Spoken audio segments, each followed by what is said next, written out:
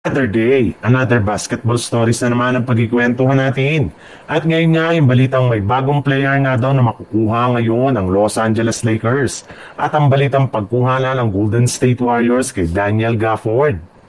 Kahit man nga napagawa na ng Los Angeles Lakers na manalo ay payag pa rin nga ang kanilang team na idea na tuluyang paggawa na ng trade sa lalong madaling panahon.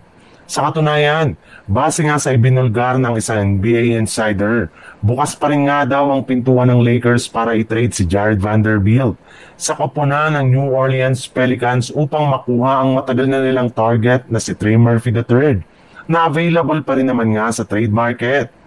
May ilang mga miyembro nga ng front office ng Lakers ang gustong-gusto ang potensyal at ang galaw ni Murphy sa loob ng court.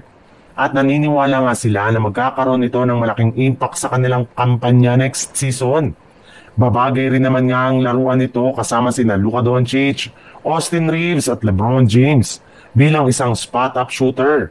Gamit ang kanyang laki at isa rin naman nga itong mahusay na rebounder at defender.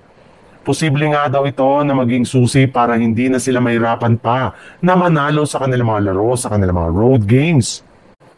Sa ibang balita naman, ayon nga sa lumabas na balita, umayag na rin naman nga daw ang Golden State Warriors sa idea na tuluyang paggawa ng trade sa lalong madaling panahon. Sa katunayan, base nga sa ibinulgar ng isang NBA insider, bukas pa rin nga daw ang pintuan ng Warriors para i-trade si Kuminga sa kuponan ng Dallas Mavericks upang makuha ang matagal na nilang target na si Daniel Gafford na available pa rin naman nga sa trade market. May ilang mga miyembro nga ng front office ng Golden State Warriors ang gustong-gusto ang potensyal at ang galaw ni Daniel Gafford sa ilalim ng basket. At naniniwala nga sila na magkakaroon ito ng malaking impact sa kanilang kampanya next season. Babagay rin naman nga daw ito sa laruan ni na Stephen Curry at Jimmy Butler bilang bagong scorer. Sobra rin naman nga daw itong mapagkakatiwalaan pagdating sa pagtatala ng puntos.